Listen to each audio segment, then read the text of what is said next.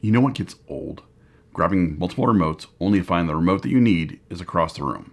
That's super annoying. This remote will solve the problem of having a pile of remotes and having to figure out which one does what. This is the SofaBaton X2 universal remote, and there are many reasons why this is the king of universal remotes. The SofaBaton X2 is a major upgrade from their X1S. While the SofaBaton X1S is a great remote, the X2 fills a lot of gaps and shortcomings. Just a few examples of this. The X2 remote is a heavier metal construction with a fox leather back.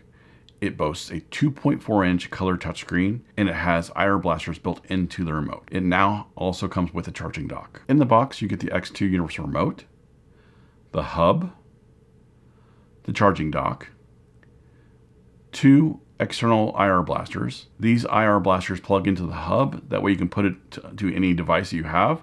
That way, if there's any interruption that goes on between the device and the remote or the hub, these will automatically send the signal. There are 2 USB-A to USB-C cables, 2 power bricks, a reset pin, and a user manual. Taking a closer look at the SofaBaton X2 remote, you can tell that they put a lot of thought and effort into this. It has a silver aluminum metal body with black buttons. I'm thankful the remote isn't all black because, let's be honest, remotes usually get lost in the couch cushions or in the sheets. And then you're playing the blame game with your spouse for taking the remote. The silver on this remote makes it easier to spot in the couch. Moving on, this has a large 2.5-inch touchscreen display. On the back, there's this black fox leather, which feels great in the hands. Metal remotes are slick and can easily slide out of your hand, and it's not very easy to keep hold of. But with this fox leather, it makes it easier to hold on to, and it's a good texture to have on your hands. There are dual IR blasters on the front of the remote. With the X2 hub in the remote, if you're still having issues with IR signals, SofaBaton sells an IR repeater. This is their R1 repeater. It has 7 powerful IR blasters in it. You can set this up to extend the IR signal from the X2 and the U3 SofaBaton remotes. It will not work with any older style remotes. This IR repeater is going to allow you to control devices in areas like hidden in closed cabinets, or placed in another room, or separated by a wall with no line of sight.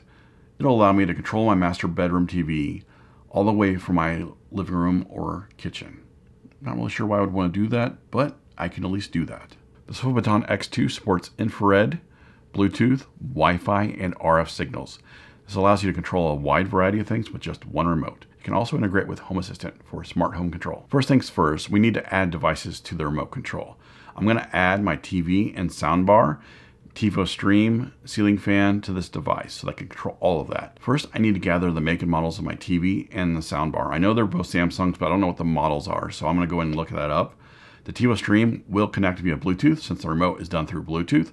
So I'm going to do that in the TiVo Stream in the app itself, or at least on the TV, and it allow me to go through and select a new remote, and it will pair it up. Now for my ceiling fan and light, I'm going to use the RF signal. So basically I'm going to let the remote itself learn the IR signal that's coming out of the remote that I already have. So in the app here, we're on the iPhone app, and we're going to go ahead and this will allow us to add devices to the remote. So right now we're going to do devices. Down below you can add activities if you want. And then you can also go to set more settings. Right now we're going to add the plus. It's asking you, is it an infrared, Bluetooth, Wi-Fi, or RF remote? Well, it's an infrared.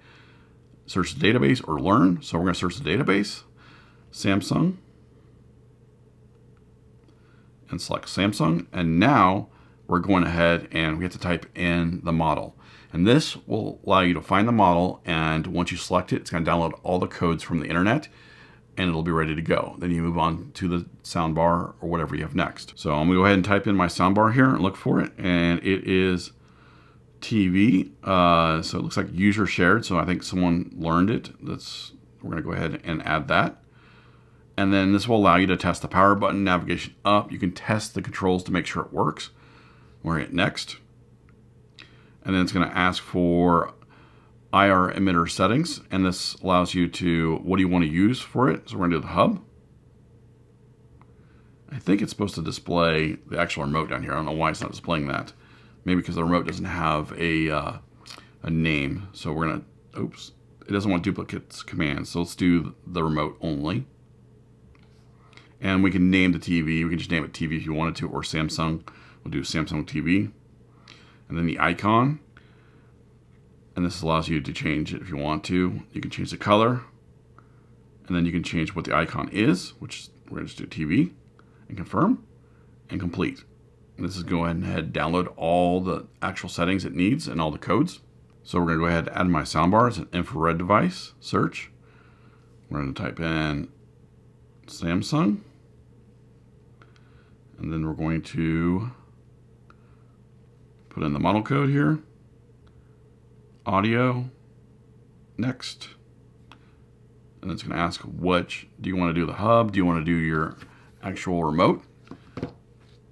And we can do both, but if it says duplicate commands, that means that this or that soundbar will not take duplicate commands, so we're going to just do one. We're going to do the remote itself and complete. We can change that later, and now it's going to download all that for the soundbar. And then now we're ready to move on to, well, we're going to add the TiVo stream too as well.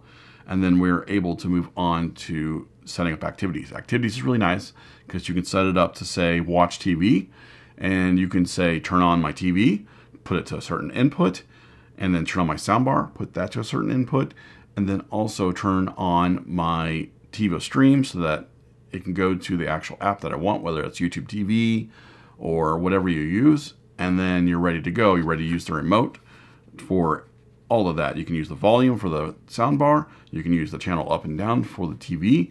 You can use the D-pad or the control pad for controlling the TiVo stream and all that. And then you can also, if you don't really need any TV settings on that other than off if you're using the TiVo stream or Roku or anything like that. So that's really cool about the activities. I'm going to show you that in just a second. So we got the devices here, and we're going to go to activities and show you what that looks like. So watch TV is one we set up, and movie time. Now I set up movie time separately because it's using the same devices, but I added one little trick to that, or add a little bit, a little twist to it. And so watch TV, what that does is it automatically turns on my TV, turns on the soundbar. It puts the input devices on my soundbar on my TV where it needs to be. And then it allows me to use my TiVo stream for all the controls on this other than the volume. So now, movie time. I set up movie time separately, even though it's going to do all of that, but it's also, what it's going to do is going to turn my lights off, and it's also going to turn my fan on, so that way the room's cool, and the lights are off, and I can watch a movie, and I wish it would pop popcorn. That'd be cool. Maybe I can set up a home automation on a popcorn machine or whatever, but whatever. You can do that if you wanted to, I guess.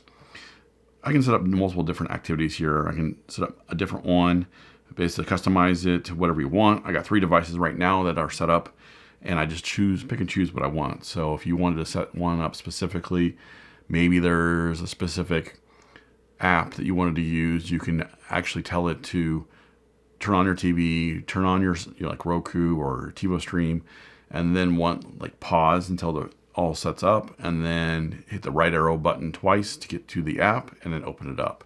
So it automatically goes there for you. It's just all automated for you, which is really cool.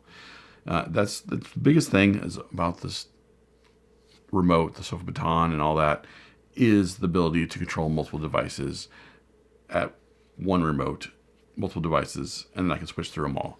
And same thing goes for the activities. You can set up activities so that way they can all automate on and off whatever it is you want to do. So here are my final thoughts. This is a perfect remote for just about anyone. I'm a tech geek. I love this thing. And that being said, it's perfect for someone like my parents. While they aren't completely tech illiterate, this universal remote will allow them to save a lot of aggravation. With this thing coming with a charging dock, this thing is going to be able to stay charged. You can keep this on the charging dock when you're not in use, and it'll always be ready to go. You don't have to deal with any more dead batteries. Setting up activities and being able to control multiple devices with one remote is a game changer. Being able to control RF devices as well as Wi-Fi devices helps out a ton with these small things that you don't think about, like ceiling fans and lights. If you found this video helpful, please leave me a like and feel free to ask any questions in the comment section below. If you're new to my channel, please consider subscribing for more tech reviews, home automation, home and automotive how-to videos. Thanks for watching. I'll see you next time.